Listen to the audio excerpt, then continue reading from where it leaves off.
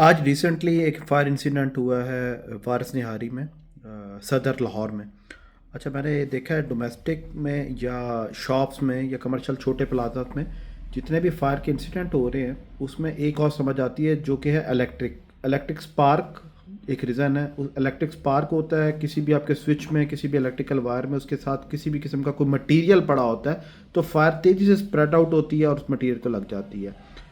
और अमूमन मैंने देखा है कि एक फायर एक्सटिंग्विशर ना होने की वजह से लोग क्या कर रहे होते हैं, पानी की बाल्टियां भर भर के उस फायर पे फेंक रहे होते हैं या कपड़े गीले कर करके उस फायर के ऊपर रख रहे होते हैं, तो उससे फायर बुझती नहीं है। आप डिपेंडेंट होते हैं रेस्क्यू 1111 के, और जब तक उनकी गाड़ियाँ आपकी साइड तक पहुँचती हैं उतनी देर में वो जो फायर एक कॉर्नर पे लगी होती है किसी भी बिल्डिंग पे, वो स्प्रेड आउट होकर पूरी बिल्डिंग पे पहुंच जाती है और लोग खामोश तमाशाई बन के उसकी वीडियोस बना रहे होते हैं बैठ के और हंस रहे होते हैं, या अपनी तरफ से कोई कोशिश भी कर रहा होता है उसको बुझाने की, तो आग बुझ नहीं सकती ना। एक पानी की बाल्टी से पूरी बिल्डिंग की लगी हुई आग नहीं बुझ सकती।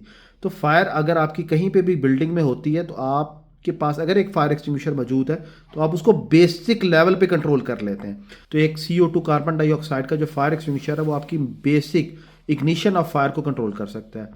तो अगर आपके पास एक CO2 का एक्सटिंग्विशर है 3 किलो का या 5 किलो का, तो आप क्या करेंगे, आपकी जो बेसिक किस्म की कोई भी इग्निशन की वजह से फायर हुई है आप उसको 1 मिनट में एक्सटिंग्विश कर लेंगे। आपको बाल्टी ढूंढने की, कपड़े गीले करने की ज़रूरत नहीं है। तो उससे इतने का सिलेंडर नहीं है जितना बड़ा आप लोग नुकसान कर लेते हैं। अच्छा, इसकी दो चीज़ें मैं आपको बता देता हूँ। एक, ये जब भी आपने फायर पे यूज़ करना है एक्सटिंग्विशर, तो आपका एक्सटिंग्विशर और फायर का जो डिस्टेंस है वो 1 मीटर का होना चाहिए, क्योंकि फायर की हीट होती है तो आप थोड़ा सा दूर खड़े होकर उसको एक्सटिंग्विश करने की कोशिश करें। दूसरी गलती जो अमूमन सामने आती है कि जितने भी एक्सटिंग्विशर होते हैं ये वन टाइम यूज़ होते हैं, उसके बाद ये रिफिल होते हैं और ये 10 से 12 सेकंड में पूरा सिलेंडर 5 किलो का एम्प्टी हो जाता है। तो आपने जब भी इसको यूज़ करना है तो ये पूरा ही डिस्चार्ज हो जाएगा।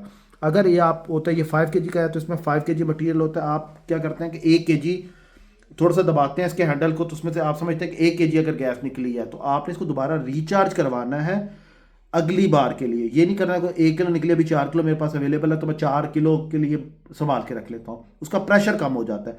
तो आपने इसको दोबारा रिप्रेशराइज करवाना है और जब भी आप फायर देखें इसको पूरे को एक्सटिंग्विश कर सकते हैं। भारी नुकसान से बचने के लिए और लोग आपका तमाशाई बन के आपकी चीज़ों को देखते रहें और आपका नुकसान हो रहा, उससे बचने के लिए आज कोशिश करें कि आप ये थोड़े से पैसे खर्च करें। और इसका लाइफ स्पैन इन सिलेंडरों का 25-25 साल है। आप एक बार सिलेंडर ले लेते हैं, आप 20-25 साल तक इसको रीफिल करवा सकते हैं।